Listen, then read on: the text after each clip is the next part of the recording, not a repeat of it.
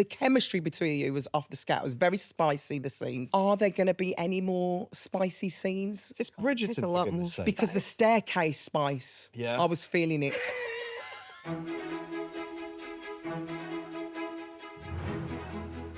Dearest gentle reader, welcome to the Bridgerton podcast. I'm Lady Alison Hammond, your host for the event of the season. That's right, Bridgerton is back for a brand new season on Netflix. And as a Bridgerton superfan, I'm as excited as Lady Violet preparing to serve tea. You know what I mean. Speaking of tea, I'll be getting all the backstage scoops from a few of my favourite members of the Bridgerton cast. I'll also be chatting to some of the brilliant minds who bring the ton to life. It's a gala ball, and you're invited. Quick spoiler warning, we are talking all things Bridgerton Season 4. Every lingering look, every attempted pinnacle, every cheeky glimpse of a nobleman's bum. So if you haven't already watched the first 4 episodes of the new season of Bridgerton on Netflix, go and do that now. Have they gone? Right, let's talk Bridgerton. Today, we'll be chatting to Bridgerton showrunner Jess Brownell, but first we're joined by Luke Thompson and Yurin Ha. Yes, Benedict and Sophie are here to fill us in on their turbulent romance. Everything from their mysterious meeting at the masquerade ball to their steamy staircase session. I can't wait. Yerin, Luke, welcome to Bridgerton. Thank you, you. I bet you didn't expect this, did you? No. Blew our minds when we walked in. I am going to be calling you literally Benedict and Sophie the whole way through. I hope you don't mind. That's absolutely fine. I will cross Please over do. Yeah, and yeah. call you Benedict Yeah. and you Sophie. What do You we okay call with you that? then? You can call me the Ham. I've watched everything Yeah. over the last few days and I watch it on an iPad. I put it on my stomach. Yeah. You have been in my bedroom the whole time. It's been wonderful. I feel very close to you both. But That's it's lovely. so lovely to see you. Lovely Yeah. meeting How do you. we shape up in real life? Is it okay? It's a bit of a really- shock. I'm quite shocked actually. I do not wake up like this. It takes a lot of work. Have you got a big team? Massive team. Great, talented team. You look beautiful. Thank you. You look beautiful. Well, welcome, Yerin. Obviously, you've joined the wonderful Bridgerton fold. Yeah. Did the OGs accept you? Were there any initiations? How was it? They passed a baton on to me. No, they didn't. Could you imagine if they were not accepting? I know. No, I know. everyone was so lovely. And it really just was like slotting into a family. Like everyone was so kind and gave me options for advice. And yeah, got me little gifts. Claudia got me a little bookmark. Really? Yeah, before she even met me. And I was like, that's I could so be a lovely. monster. You might not like me. But no, No, she everyone was so lovely and it just took the pressure off of that. I mean, it's a big thing, isn't it? Coming into Bridgerton, everyone's all settled. Yeah. I bet Luke it was all needs- over you, weren't he? It needs new people, though. Like, I think the other thing that's great about Bridgerton is because it regenerates every season.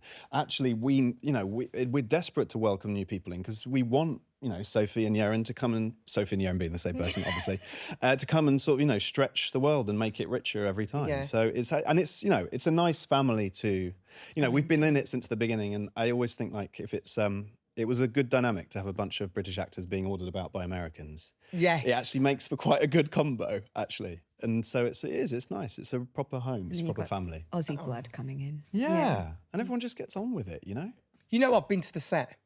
I do know you've been to the You've set. seen me at the set. I think so you got in trouble. Did I get in trouble? What did I get in got trouble? in trouble. I don't remember that, Luke. Yeah. Didn't you Moving get in on. Yeah. Let's Next get, question. let's get into Bridgerton. What he's talking about. I can't actually Probably remember. did. No, but it was lovely. You were wearing one of Golda's wigs, I believe. I was. And you looked, I think, the happiest I've seen anyone ever I look. was. Yeah. I think you were that's just why I got crossing in the trouble. back lot. Yeah. They were like, crossing the bring that parking wig lot. back. Yeah. We need her on set. Bring it back. Yeah. Okay, so let's get into this. All right. Okay. The infamous Be My Mistress. I Yeah. mean, I What was do you think? literally, well, I would totally have been the mistress, but Sophie, she just legged it. She left. Yeah. She was out of there. I Yes. mean, what Yeah. was she thinking? Mad. Furious. I was actually. Yaren was also mad and furious. Yeah. I mean, I think in that moment, in the heat of the moment when they're on the staircase, everything kind of goes out. And then the minute he asks the questions, it's like back to reality. And yeah, I just remember being really heartbroken. I really thought he was going to propose. And But he it's said, a "Be my great moment, mistress." right? Because I think it's quite surprising. Because I think we think of Benedict, or have seen Benedict be a very sort of like easygoing, fun, Yeah. quite easy character. But actually, it does feel like strangely blind of him to sort of think that that's a good option. I think like he just wants to have his cake and eat it as a character. Yeah, and he wants to think practically. She can't be Yeah, anything yeah. else. Yeah. Socially, she needs to be a mistress. But when, like, so look, I quite like classical music, and I also used to listen a little bit when I was younger to Queen. And someone gave me as a birthday present a classical symphony orchestra playing the songs of Queen. And I was like, I can see what you've done here, but it's totally wrong. And it feels like that. It's like I think he's trying to be like, oh, you can do this, but then you can also, I'll try and make it work. For it to be like a sort of offer that works for you, but it's not. It's not right. It's trying to section out his life, which is surprising because I think we don't think of Benedict as someone who does that. But actually it's because deep down I think he is. I think he is someone who is a bit more, he can go somewhere and no further. He doesn't like to sort of go anywhere too serious or too committed. I mean, I'm fascinated how people are going to react to it. So what do you think the risk is for Sophie if she is a mistress? What do you actually think she has to lose to be a mistress? I think it's more the fact that the question is triggering for her. I think it takes her back to the fact that she was abandoned or felt like she was abandoned by her father, reminds her of her mother. It's breaking the promise that she kept to herself, that she wouldn't be like her. And so I think it's sticking to her morals and values, even though this nobleman is offering her something, she's not going to take it because she has good values and, is... I think somewhere she maybe knows, though, as well, that it is a sort of Benedict not really wanting to fully commit. Like it sounds sort of still slightly pulling back from committing and doing something sort of meaningful, actually, in a weird kind of way. And you've got to think about the baggage that you're bringing to the situation from the start. That's right. What baggage are you bringing? I think Benedict is someone who's found a really cool, easy way of dealing with the world and the deal he's been given in terms of being the spare, in terms of everything. And he's very good at sort of operating, giving everyone what they want, but not really putting any serious, really defining himself in a serious kind of way, I think. And so, he's managed to sort of slip through the net. But as a result, he's not really managed to sort of commit to anything. Yes. And he's very keen on just being free. I think and I think it's a time when in everyone's life, I think, where you realise that freedom isn't everything, and finding someone is not settling down. It's a different kind of adventure. But I think, to be honest, I think it comes from the fact that, Benedict's lost his dad and had to watch his mum mourn his dad. And if that's your prime example of a relationship, that's pretty terrifying. Yerin, why does she never tell him who she is? Why does she hold this secret? There's so many moments I'll be like, it's me. It's me, look. Choose me. He's been drawing you. He's been doing everything. Why did you not say it was you? Why is she holding this secret? Well, if it was me, I would say, but the writers thought otherwise. I think it's because I say that she had a motto her entire life, which is know her place. And I think she feels like she's a shameful secret in society and that she's not deserving of it. She has a lot of self-work to do. In that time as well, being of a lower class and being a maid, you weren't allowed certain privileges, and that's the way it was in life. I think she just maybe accepted that life was going to be unfair to her, and he also deserved someone better than her. And I think she didn't want to burden him with the fact that she is who she is. It's so weird with her because she's got this strength about her, yet she's got this vulnerability and fragility, yet she's really quite strong. Yeah. She's a strong character, but it's that concept. How did you work out how to even play that? It's such a complex character to play. Yeah. Where do you start? I think I start with my own personal experiences and thinking of like, what is the similarities between Sophie and me? And I also feel like an outsider sometimes too, especially growing up. And I was like, okay, what are the similarities that I can bring, that I can, as an actor, as Yerin? Also, I think what's great is like we see her in a private setting and a personal setting as well. And I think that really helps distinguish how she really feels versus this front she puts on when she's in front of people. Yeah. And that's the great thing about TV is like you see both sides. Yeah. But also, you naturally have it. You know, I think because it is a very particular mix, but I think all actors have like stuff that they have for free. And I just think you have that really perfect combination of those two things. Thanks, Lee. Oh, true. Luke's just like Benedict. He's always looking out for you. But he does. It's true. He It's true. does. It's true. What I love about Benedict is the fact, well, one, he jumps into the water naked. That bit's absolutely incredible. Was the water cold? You know what? It was absolutely freezing. But it was fun because I think like filming can be so technical and so actually not very real. But the joy of filming is that sometimes you can do something very concrete, like just go and jump in that lake. Like that's great. It's fun. But Well, Jonathan Bailey's jumped in there as well. yeah, it's okay. I a didn't know moment. this. I didn't know that it was the same lake. Oh, it's huge. Yeah, it's the second site. Well, Wow. you know, the lake's huge. You know, the lake's huge. And yeah, Jonathan was there Jonathan too. there as well. It's iconic. We It's should be massive. renamed. There should be a plaque. Yes. Bridgerton Lee. Yeah, you should Yeah. sign it. Yeah. My Cottage, those scenes, steamy as.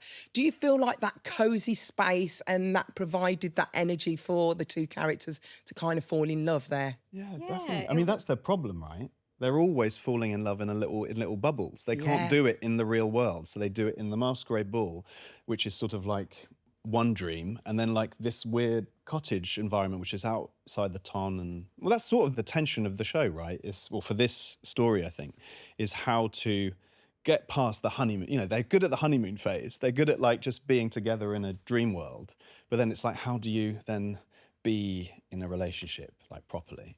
Did you enjoy My Cottage, Yarin? I loved it. It felt like summer school camp filming it. It was like a short film because we were there for like 2 weeks. It was just like you and me and then Susan and Billy who played the Crabtrees. And it was nice because it was like early on in the filming process as well. And I always say it's like quite a nice parallel to not only Sophie and Benedict, but also us, because that's where I really got to know Luke as a person and got to it was early connect. on, wasn't it? Yeah, it was. So I suppose that's the moment you're really, truly falling in love, becoming friends as actors as well, and building that trust. yeah. Yeah. How else did you build that comfort and trust between each other? It's quite organic. Yeah. We didn't do like any exercises Yeah. or anything. Trust me. No, but like, yeah, like it is. It's always a difficult one. I think what I was really pleased to find out very early on, funny enough, the first scene we shot was the kite flying scene. Oh, really? Yeah, first scene we ever shot together. I love that and scene. it felt like we'd done 3 months together, like in Yeah. terms of like the. Wow. But it's fun because you sort of get to know each other through the scenes in a strange kind of way. I think I was glad that for Yerin, I sensed that, and for me as well, that you sort of, chemistry is not something you can really make happen. You sort of, there is, I mean, everyone has chemistry, I think. There is or there isn't. No, I think there always is. I think everyone has some sort of chemistry. Yeah. It's just about discovering together what it is. So, like it's not Luke, a what do you fixed think thing. our What are you chemistry is? feeling? What are you trying to say? I feel like. What do I you think feel? Yerin should go and get a drink.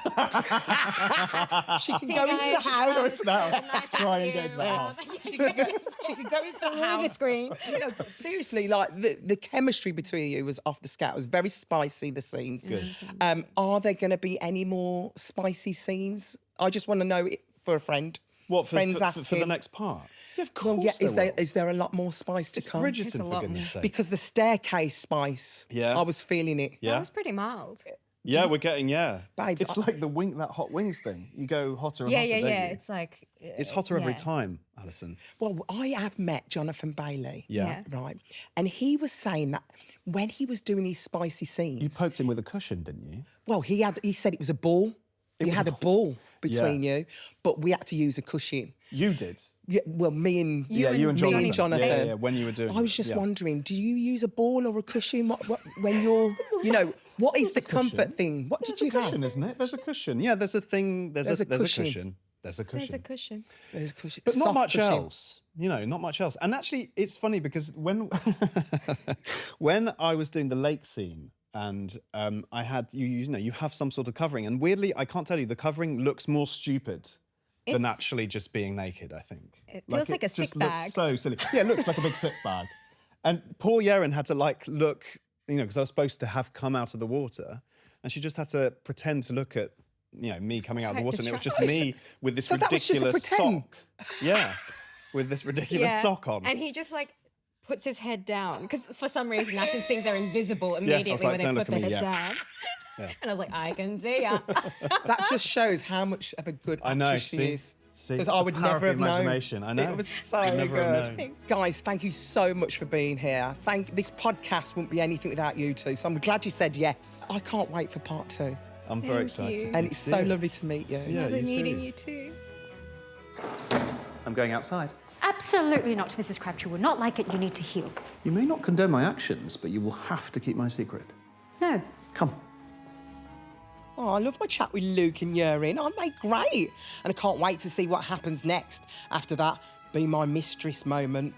Listen, Sophie, if you don't fancy the job, I'm here, Bab. I'll do it. But the actors aren't the only thing that makes Bridgerton so magical. Behind the scenes, there are hundreds of talented people bringing Regency-era Mayfair to the screen. And they all answer to my next guest, Bridgerton showrunner Jess Brownell. The reality of you has become more tantalizing than any fantasy ever could be, and one I cannot live without. Jess, welcome to my Bridgerton podcast. Thank you so much for having me. I feel absolutely honoured. I feel a little bit like I've won a competition. I get to speak to Jess Brownell. I mean, this I get is to everything. speak to Alison Hammond. I've is won the everything. competition. It's so lovely to see you. And do you know what? I am completely into this love story. Oh, thank you. We're really excited about it. It's a special one. You know, it's very different from any of the other love stories we've told before. And there's so many love stories, which is so beautiful. Let's get straight into Sophie and Benedict because I just love this story. What was it like for you recreating this wonderful story from two characters who were from completely different backgrounds? That's, I think, what's really special about this story and makes it unique from every other season that we've done is Yeah. it's upstairs, downstairs, it's class clash, it's forbidden romance. So, you know, these two in this world absolutely should not be together. And as writers, finding a way to overcome those obstacles and bring them together was a really fun, juicy challenge. So just logistically, tell me about how your writing team actually works. How many are there of you and how does it work? Is it on Zoom? What do you do? Yeah, so there are 8 writers I work with, and they're almost all in California.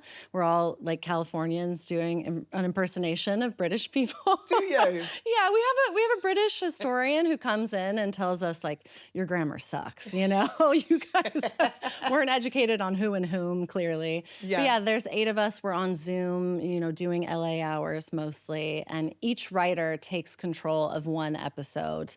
We all work together, but every writer really birthed their episode and really, you know, brings something special to that episode. That's so amazing.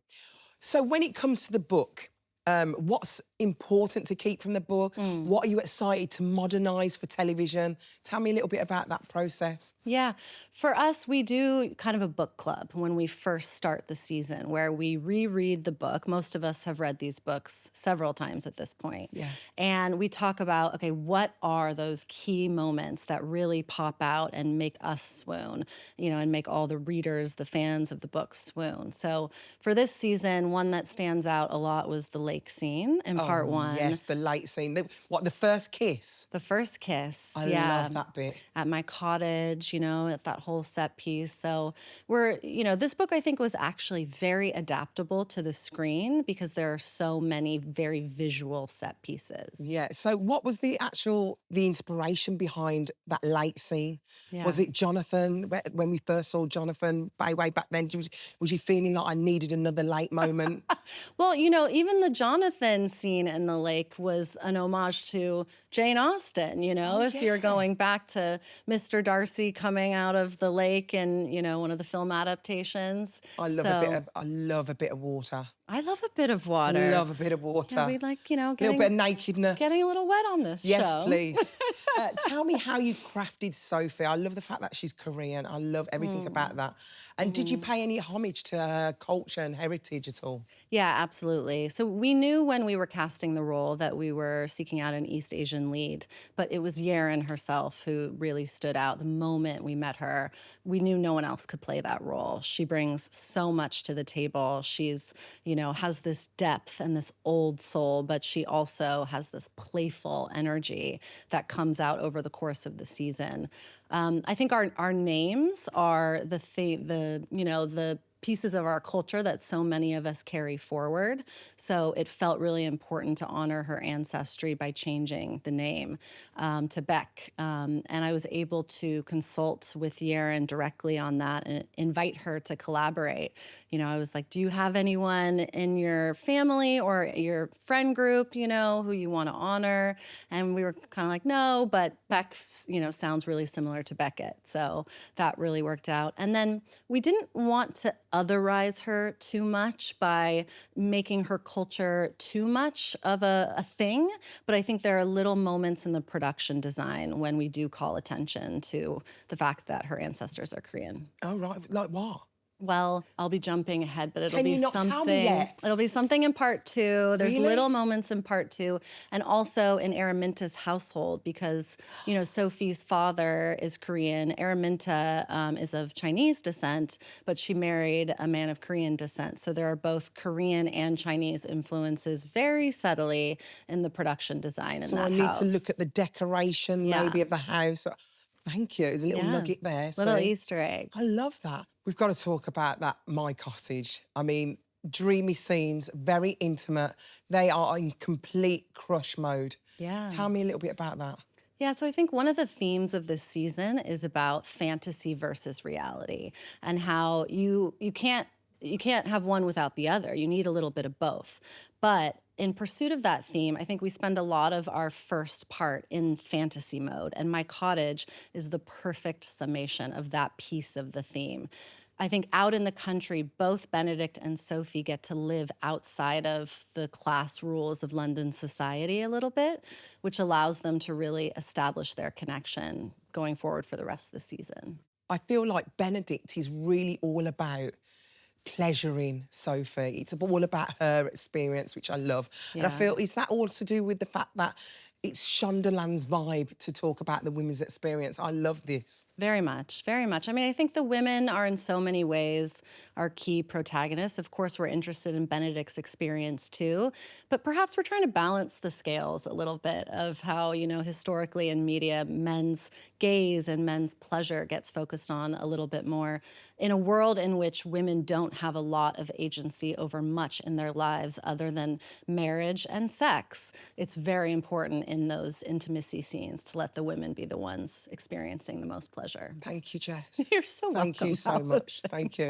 Can we talk about the staircase scene? It's We so sure hot, can. Jess. It's so hot. And once again, he's so great with her.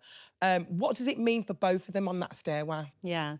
The stairwell was the very first image for me of the season. Before we even started meeting as a writing staff, I had this image of Benedict walking upstairs, Sophie walking downstairs, and the two of them looking through the center of the staircase at each other. Because it's just this liminal space between their two worlds where their unique connection exists. So, it's a very romantic moment, but then there's a record scratch, of course, when Benedict makes his... He ruins everything. I'm sorry. I know. If he had asked the right question, the show would be over. I know. I mean, there's part of me thinking, oh, go for it, love. Do you know what I mean? But then there's part of me going, why did you even say it at that moment? Yeah. Why? Yeah. How do you want fans to feel in that moment when he asks about be my mistress? Outraged. I think hopefully we have done enough work that fans understand where he gets, how he gets to that place. Because I think it is really baked into the rules of the world and the rules of class in the 1800s that, you just didn't cross that line. But we've seen Benedict be progressive in so many other ways. Oh, absolutely. And I so, mean, yeah. his fluidity. We've looked at that over the last 3 seasons. Exactly. What were some of the conversations surrounding that? Yeah, so, this is a season where, without spoiling anything, this is a happily ever after show. We probably know he and Sophie are going to end up together, right? And that is a heterosexual presenting relationship. But for me, it's really important that just because someone ends up in a heterosexual presenting relationship, that does not negate their queerness. And we do touch on that in part 2, that Benedict's queerness is still very much a part of his identity. And he's quite proud of it as well, I Yeah, guess. absolutely.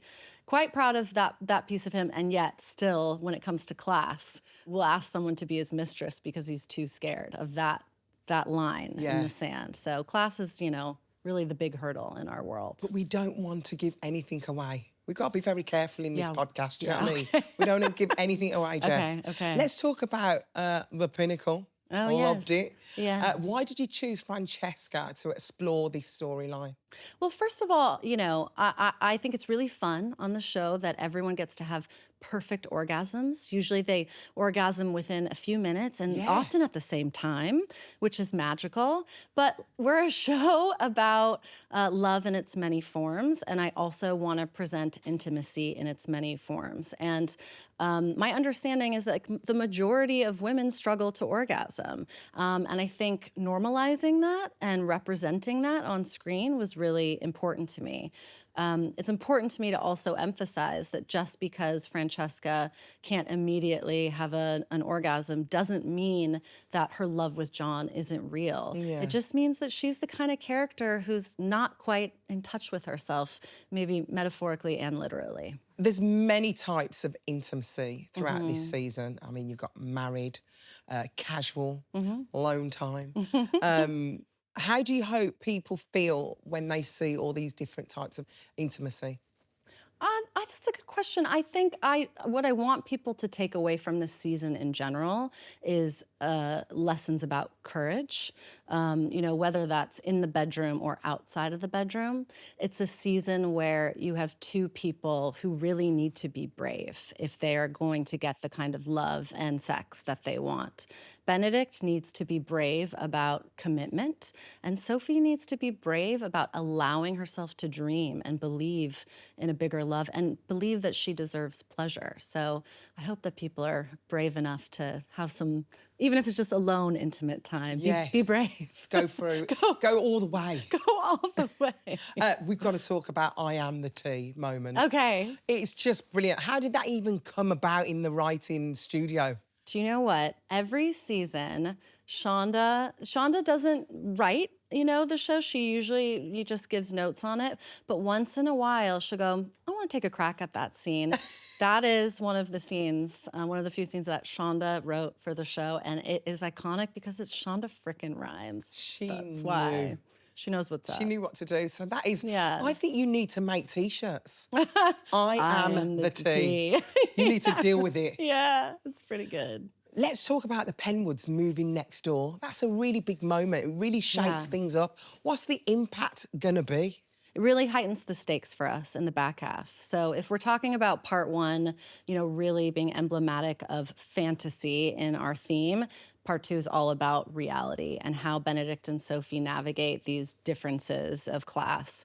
Lady Penwood being next door, obviously for Sophie, is a huge obstacle. It's huge. That woman, she's not a fan of Sophie Beck. So, I think Sophie's going to have different obstacles coming at her from all different directions when we get into the back half. I can't wait to see part 2. And then you've got Spicy. Michaela, who's been thrown in the mix as well. There's a Yeah. lot of implications around her. Yeah, absolutely. I think her arrival comes at a very pointed moment. We really wanted to give John and Francesca enough time to establish their routine and for us to understand what their marriage looks like. But, Michaela is certainly going to shake up that routine for better or worse. From part 1, what has been your favourite scene, Jess? What have you loved dealing with? What has been your scene that I love it? The My Cottage episode in general, written by Kathy Liu, is one of my favorite episodes of the season. It is just such a fantasy. The scene that really stands out for me is the kite scene. It was the very first scene that Luke and Yaren shot together. And to me, that scene really symbolizes what each character needs to learn from the other one. Sophie needs to learn to play, and Benedict teaches her that with the kite. And Benedict needs to learn to stick to something, which Sophie teaches him by being like, fix the damn kite finally, you know? Wow. So, and then we had the kite on like a giant crane, and they actually were, you know, just chasing the kite around and giggling. It ended up being such a fun, rare sunny day in London. Yeah, it was a really great day. Can we talk about the relationship and the love story going on with the Queen and also Lady Danbury? Yeah, that 'Cause is that's one another of... love story that's going on. It's such a love story. I mean, it, you know, spans decades between those two. And we felt like because they have been in that relationship for so long, that friendship, that it was time to just pull one piece of the Jenga tower, and, you know, see how that would affect things. I think in a season also that is in so many ways about the relationships between people and the people who serve under them, looking at the friendship between those two, which is real but has a power imbalance. What happens when the person who has less power in the relationship wants to put themselves first? That was really interesting for us to explore. Yeah. Okay, I've got some rapid fire for you with regards to the goodness. Bridgerton family, because I want to know everything that's going on. Okay. Okay, so we're ready. going to start off with Anthony and Kate. Tell me what's going on. I think we've already established they're back. They're back, baby, but not in part one. So people are going to have to hold on for just a quick minute. You know, I think they, after season 3, have been away in India having their first child. Yeah. But they will be returning. Lovely. You know, you'll have to wait for part 2 to see what they get up to. Okay, Colin, Penelope. Colin, Penelope. Is there going to be any more carriage moments? Honestly, yeah. Are you joking? They're back in the carriage. They love that carriage, don't they? If the Featherington carriage is a rocking, do not go a knocking. I warn you. Oh, I'm looking forward to this. Eloise. Eloise, she's been on an interesting journey, you know? She's a different kind of girl, and she doesn't know quite what her path is. This season, Violet is pairing her up with Hyacinth because, you know, Hyacinth is the dreamy, romantic sibling, and I think Violet is really hoping that Hyacinth might rub off on Eloise a little bit. Lovely. Francesca, John. Yeah, they're married now, and we get to spend a little time exploring what marriage looks like for them. Yeah. You know, it's been really wonderful to see how audiences have embraced that they're a different kind of couple than other couples on our show. A little bit slower. Little bit slower, but slow love is beautiful. And so we're giving them a little time to explore what their routine looks like, and then maybe also figure out what slow passion looks like as well. Hyacinth. Yeah, so she is going to rub off a bit on Eloise this year, but really for her, it's all about trying to beg to debut. She would debut at 14 if she could, you know? She's ready. But she's ready. She's been ready from day one. But Violet is trying to hold her back so she doesn't become a child bride, basically. Oh, bless her. Gregory. So Gregory, he's not a little boy anymore. He's becoming growing. like, you know, a young man, slowly but surely. He's off at Eton for a bit of this season, but when he returns, you're going to get to see Gregory's first crush and a bit more fun between him and Hyacinth. Oh, I love that. See, you're all across this, aren't you? Yeah. Does it ever leave you when you're writing about this? Is it always with you at all times? They're my family, the Bridgertons, you know, and the Featheringtons and everyone else in there. It's if you have to live in one world for, it's almost 8 years now I've been in Bridgerton world, let it be this one. This is a good one. Oh, I am enjoying this season so much. Jess, thank you so much for being on my podcast. It's been a dream to meet you. Thank you so much for having me. It's been so fun talking to you. That's our show. Big thanks to my amazing guests, Jess Brownell, Luke Thompson and Yurin Ha. Next time, I'll be taking tea with more members of the Bridgerton family. We're going to be chatting shelves and pinnacles with Hannah Dodd and Claudia Jessie, aka sisters Francesca and Eloise. I'll also be sitting down with Ruth Gemmell, aka Violet Bridgerton. Plus, we'll get a little more time with Luke Thompson to hear about Benedict's relationship with his mum. Follow Shondaland and Bridgerton on your socials, and don't forget, part 2 of Bridgerton is coming to you on February the 26th. But until then, why not head back to Netflix and rewatch all of part 1, even just to see that skinny dipping scene again?